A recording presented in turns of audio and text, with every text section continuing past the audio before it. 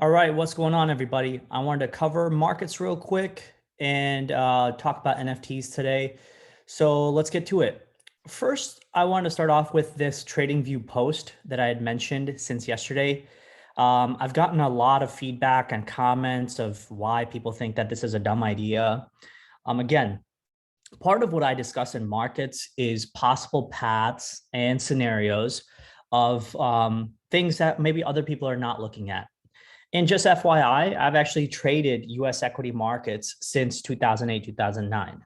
So the one thing that I actually understand, probably even more so than crypto, is US equity markets because, I'm from the US, I trade the US markets, I follow all things related to market activity, politics, macro events that could be reshaping our markets.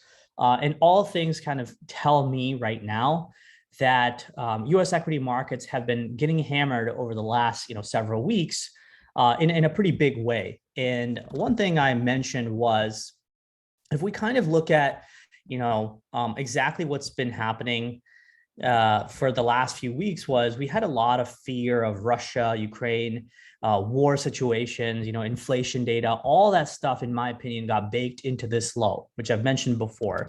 And from here, we actually moved away from that low. Right? We put in this local high. We even drifted, all the way to about 4,600 points. Now it looks like what we may be creating is somewhat of a inverse head and shoulders pattern right here. Now, obviously that right shoulder has not been built out, right? And not only that, it has not even broken above this level. But I'm just saying from an optimistic scenario standpoint, this is still developing and it is still possible. It doesn't mean that we blindly look at the scenario and say, all right, guys, we have to be long and, markets have to go up. It is just the fact that markets are so aggressively oversold. There's been so much fear being baked into US equity markets and crypto. This is probably the better risk reward trade for the long side anyway. If you're getting short in the market now, what exactly are you hoping for? Are you hoping for an eventual just complete floor to fall through and just a collapse in the market? Because that's what it seemed like, in the beginning of March, but it didn't break. In fact, we actually started to trade up higher. We had a FOMC meeting in the middle of March, if y'all remember, and that meeting gave light to about 7 to 9 rate hikes that are going to be 25 basis points to about 50 basis points. I mentioned this in my explanation right here. Okay.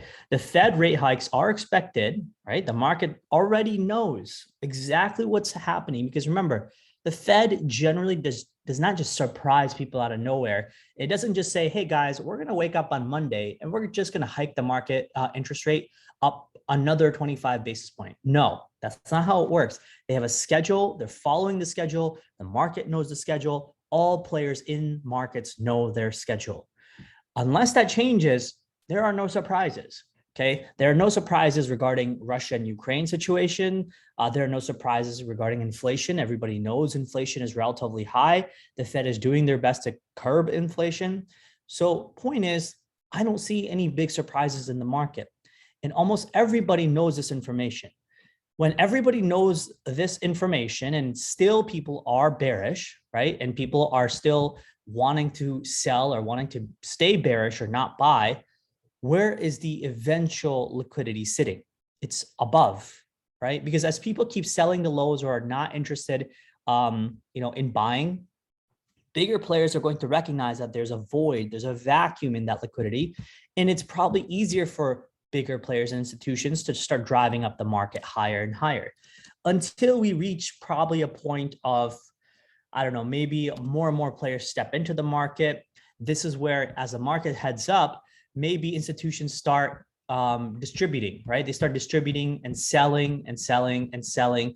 And this is where I was talking about maybe a large range by the end of this year being created. By Q3 or Q4, if we have a large range of distribution being created, that could be the eventual situation of how things pan out for a broader bear market headed into Q3 and Q4. I've outlined this also with a thread on my Twitter feed. If you go right here on the pinned messages and you click on this, let me see here. If you do show all replies, there's a thread that I mapped out of exactly how I see the market playing out. I posted this on March 19th. Okay. I talked about why I believe that the coming few weeks are going to be bull market euphoria, right? And in my opinion, I still think we're in the midst of that. I still think we're going through an up market, but in part of a larger bear market that we might be creating by Q3 and Q4. Okay. For now, though, I don't see any reason to be bearish. I see many reasons to be bullish because the market is so aggressively oversold, because I believe that there's too many catalyst events that are coming up for crypto, such as the ETH merge. Hopefully that's successful. On my Twitter feed, I also talk about there are some developers who are talking about the ETH merge being relatively successful. There's a thread by Ryan Sean Adams here. There is Marius, who is a developer. They talk about some of the success points that are working into the ETH merge, which is, again, great, because remember, if Ethereum is able to start pushing up higher in the market, so let's just say we look at ETHUSD, right? On a relative basis, if ETH starts pushing up in the market, that means risk assets within crypto are actually getting a bid. So it will eventually drag up most, parts of the altcoin market with it. And one of the ways I actually do that is you look at ETH BTC as a ratio. As long as this ratio is trending up in the near term like it has been, I think this gives an eventual, up movement for ETH, and it'll probably drag up Bitcoin, which will ultimately drag up other altcoins. Now, I don't think it will drag up all parts of the market for altcoins. I'm hoping that the market itself is getting smarter and smarter over time, where garbage gets left behind. Those who do not do research, those who just blindly buy, meme coins and dog tokens and whatnot, I'm hoping those people really get punished, right? Or if you're buying 2017 altcoins, I'm hoping those people are the ones that get left behind. Because the real money is where asset productivity sits, right? Where you're actually seeing more revenue, more utility, more growth. And more revenue, more utility, more growth is happening in the top tier assets. AVAX is clearly one of the ecosystems that is building out in a massive way. NEAR has a lot of momentum going for it. Luna clearly has a lot of momentum going for it. Even Atom, which is supposed to be, your IBC inter-blockchain communication, has a good amount of flow and communication going for it. Solana, one of the top tier L1 ecosystems, right? Rune, which is helping Luna and bring Bitcoin to passive staking opportunities, right? So these are the assets that you need to be focusing on, okay? And hopefully these do well headed into the next few weeks. And these are the ones that I'm focusing on. I've let my Advantage members know in the 5K account, in my main account, how exactly I'm trading, what I'm buying exactly. All that stuff is available for Advantage members, okay? But for now, I want to bring your guys' attention to some of these L1 ecosystems that you need to start doing research in, because you do not want to focus and get left behind in the market when it does eventually start moving up, okay? Other parts of the market that are still doing relatively well, okay? This was kind of interesting. I posted this yesterday. I think we posted this yesterday as well, which is regarding the, let me see here. I think we were talking about the Nansen. Where is this? Oh, there it is. Nansen NFT report, right? Basically, Nansen highlighted that there are a good chunk of NFT projects, or the NFT space as a whole, which has actually outperformed a lot of crypto. It depends how you use the metrics, because you can't really apply the same metrics of how the NFT market is doing to how crypto markets are doing. Okay, but all in all, if you look at NFT sector as a whole, you compare the volumes, you compare the growth, you compare the activity, it has been growing tremendously. All right. And this to me was really fascinating, because what it goes to show is people are still interested in JPEGs. They're still interested in these, funny internet pictures, right? Solana NFTs, ETH NFTs are actually leading the charge, specifically ETH NFTs. The Azukis, the Clonex, Doodles, apes and punks. I mean, those are obviously top tier DeFi blue chips, okay? But on the Solana side, right, as I mentioned to Advantage members before, there's actually some pretty good projects that are also doing really well. One of which I've mentioned since DeGods, was 2.5 Sol at the floor price, has been doing extremely well. And on a volume comparison basis, DeGods has now overtaken all collections in terms of volume traded. There's a lot of momentum behind DeGods. The community is extremely strong. Again, I'm biased because I own one, but it's not like I started buying them when they were 100 Sol. I've been talking about DeGods since they were 2.5 Sol. And I've mentioned this to Advantage members pretty much every single week or at least once a month, right? As they kept climbing in price. So you can't blame me for not mentioning it before, because I definitely have. There's other collections that are also being talked about a lot. Degen Dojo, if you actually look at the keyword searches on Twitter, this has been a top searched keyword. Tombstone High Society, which actually works, not works with, but rather has been partnering or trying to work with the DeGods community and take away some of the DeGods idea. Cats on Crack, and Soul Gods, right? These 5 projects are clearly doing something in the Solana NFT space that are warranting a lot of attention, a lot of volume, and their floor prices are slowly creeping up. So please do your own research and make sure y'all check these out. I know the NFT space is not for everybody. I get it. Okay. Trust me. Like, I don't know shit about the NFT space. I'll be completely honest.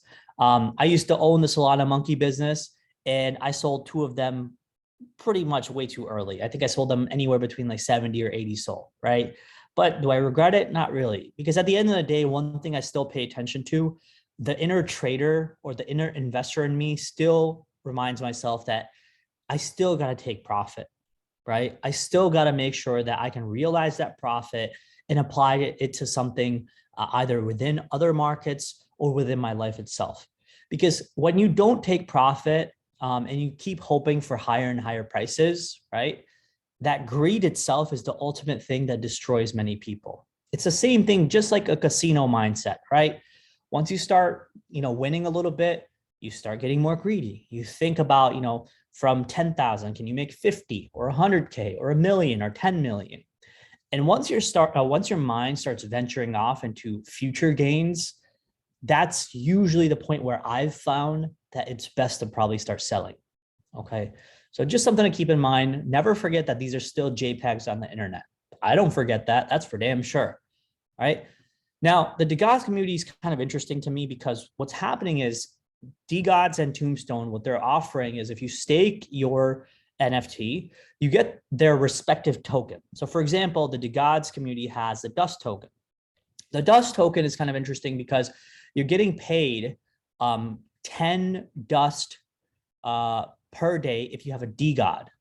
So there's actually 2 parts now to a DeGod community NFT, which is DeGod, and then there's a Dead God, which kind of looks like these right here, right? The Dead Gods are getting you paid 30 Sol or 30 Dust tokens, right? So 30 times, $150 a day.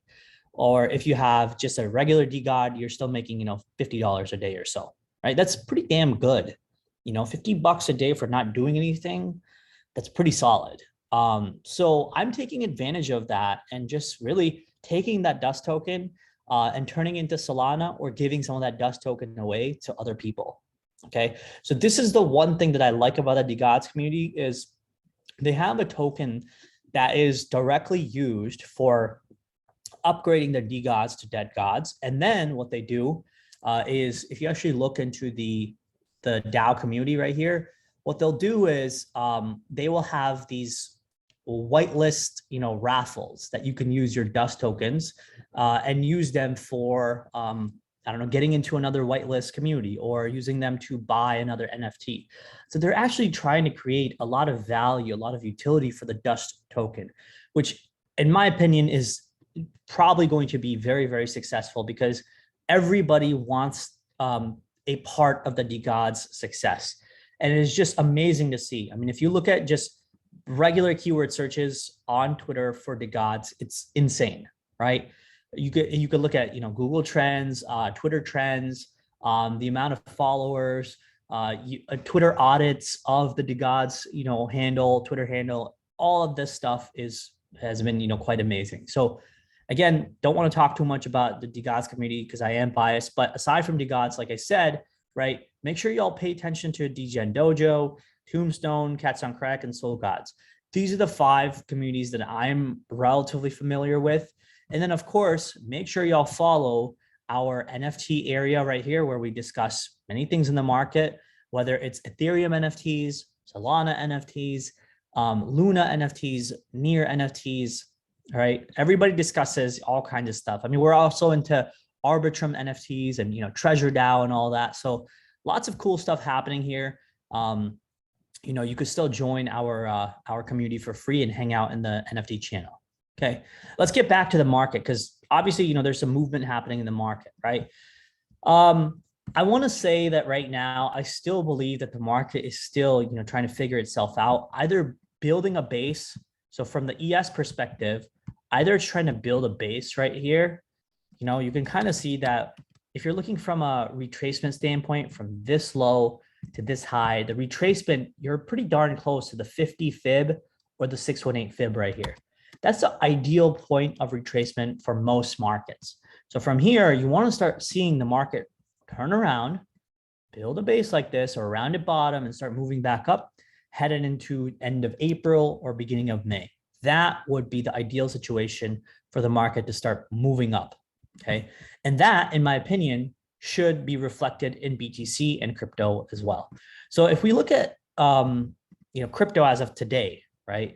This is the kind of outperformance that you generally want to see. You want to see Bitcoin and ETH outperforming the indices like the NASDAQ futures or the S&P 500 or IYT, which is a transports ETF, or SMH, which is a semiconductors ETF, okay? When you start seeing crypto outperform like this on a day-to-day basis, it is the market showing you that there's a risk on bid, meaning the market is ready to buy risk and not be too fearful of risk. When you start seeing Bitcoin trade lower than the S&P 500 index or NASDAQ index, that's where you know that something is off.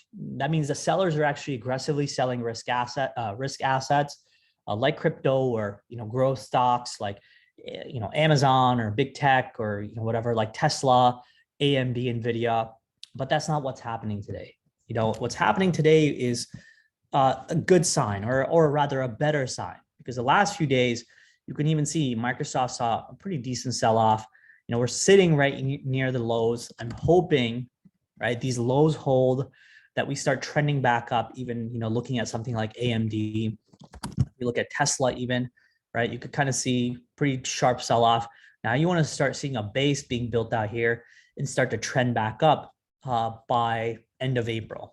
Okay. And ultimately, I believe that, Bitcoin and ETH are trying to show signs that they're, trying to build out a base right here as well. On the daily chart, you can kind of see that we're pretty darn close. Let me show you all real quick. Okay. So if we go over here and we put on the yearly VWAP, okay, we are just below the yearly VWAP. Ideally, you want to start seeing price climb back above the yearly VWAP. You want to start seeing price come back inside this ascending trend line and start trading up like this. If we can do that, like if we can do this, and start moving up, I am very confident that this is the bottom. And I'm pretty confident that we're going to head back towards 48.5 and all the way up to 52 and maybe as high as 58. But for now, I remain cautious, but I remain, still like cautiously optimistic. I am sure as hell not going to short in this area. I've already talked about I am spot long in a bunch of different assets. I've let my Advantage members know I see no reason wanting to be short or wanting to sell in this market yet. If we start seeing more pressure, more downward pressure on the market, even after breaking this local trend line, then I'm probably concerned. Especially, I'm going to be concerned if I start seeing big tech and big growth stocks break down. For example, if I see Tesla start to break down further, if I start to see Microsoft and Google and Apple, these are the big tech stocks, right? If we start seeing these start showing more weakness towards the lows, then I'm definitely concerned. But as of right now, cautiously optimistic. All right. That's, the only thing that I can mention. All right. I don't see anything specific happening in the open interest, which is worth noting. This was kind of interesting, which was, big pop in open interest right here on metal. But I read like a quick thread on why metal was moving, and really, like, for the most part, it just seems like a lot of hopium built into the market. And it seems like one of the market makers is really trying to squeeze out some shorts to capture that liquidity to the upside. So this may be a trap. Okay, this may be a trap in that once the prices, already popped in an aggressive way like it did yesterday and today, it might start rolling over, and this open interest is going to start dropping aggressively. So be careful about this. Let me see here. We know that Shiba Inu, Matic, some of these other tokens, they actually got listed on Robinhood, which was pretty great, right? I mentioned this yesterday. Let me see here. Robinhood listed Compound Finance, Matic, Shiba Inu, Solana. I think of all of these, I think Solana is probably one that I'm very much paying attention to. I want to see how Robinhood steps up the volumes for the purchases and selling for Solana. The other ones I don't much care about. I think Matic is pretty legit. Compound Finance is also not bad. Shiba Inu, I don't really care about, but Solana, definitely. You want to start seeing more and more volumes being traded for Solana, because Solana NFTs are also a very big thing, right? Like, imagine if, Robinhood started introducing, hey, well, you can buy Solana NFTs natively through Robinhood, through, Solana tokens. I mean, that would be insane, right? That would be absolutely insane. And I'm waiting for the day where one of these exchanges, these sort of online, tradable applications like Robinhood, Webull, they allow the trading of NFTs, right, within natively their platform. Coinbase is starting to do that. They have their Coinbase NFT platform, Coinbase wallet, and then FTX is starting to do that as well. So I can't imagine Robinhood is too far behind. That's where you want to know where the real volume is coming from. I believe that would be the next huge, tier that would really set off NFT volumes to a new all-time high. All right. Let me see here. We already talked about CPI inflation data that came out yesterday.